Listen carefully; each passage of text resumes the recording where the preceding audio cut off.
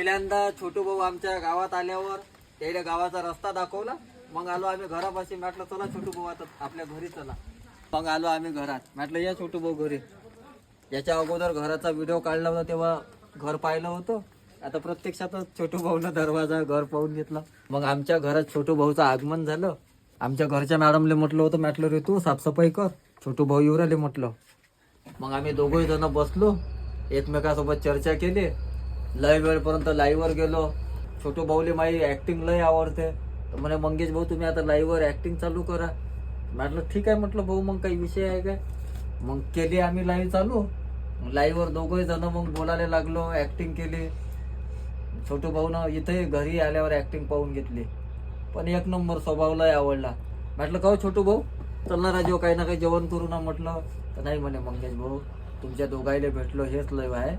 2 वेळा तुमच्या गावात येऊन गेलो म्हणे, पण तेव्हा भेट नाही झाली. आज वेळातला वेळ काढून आलो म्हणे, तुम्ही आमच्या घरी या म्हणे. तर म्हटलं ठीक आहे भाऊ, आज तुम्ही आमच्या घरी आले, उद्या आम्ही तुमच्या घरी नक्की येऊ म्हटलं. रील काढून घेतली आपल्या बाबाच्या गाण्यावर. पुरस्कार होते. म्हटलं भाऊ पुरस्कार तिकडे ठेवून दिले आहे म्हटलं, जागा कमी आहे पण वाढीन म्हटलं. तर तुम्ही काही टेन्शन घेऊ नका म्हणे, कधी ना कधी तुमचे घर होईल. मग असं 1-2 घंटे चर्चा होऊन घरच्या दुःखाच्या ऑपरेशनच्या सगळ्या गोष्टी झाल्यावर मग आता आम्ही निघालो होतो घरी जायले.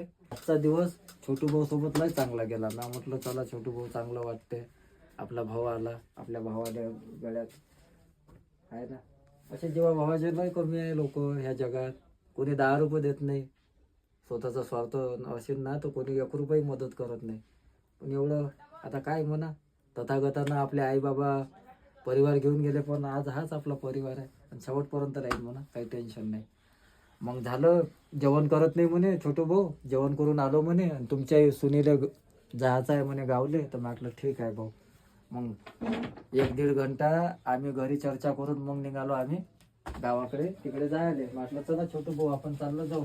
आणि का म्हटलं पहिले घरी आल्याबरोबर छोटू भाऊले विजा दाखवला. म्हटलं छोटू भाऊ आता विजा तर पासपोर्ट तर निघाला म्हटलं विमानाचा, विमानात बसू म्हटलं, पाहू म्हटलं दुबईला कधी जाता येईल तर, नाही तर मग तुम्ही आल्यावर कधी ना कधी जाऊ म्हटलं दुबईला.